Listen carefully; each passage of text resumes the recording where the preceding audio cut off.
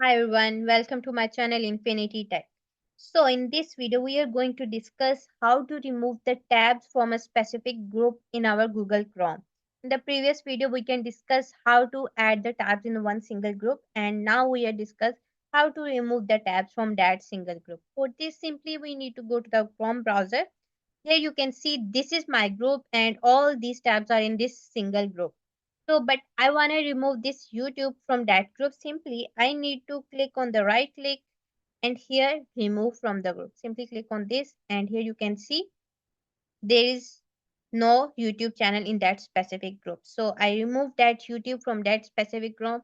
Same goes for this. Simply click on the remove and here you can see all the tabs are removed from here. Like these two desired tabs are removed by clicking on the remove button. So by using this simple method, you can easily remove your tab from the specific group.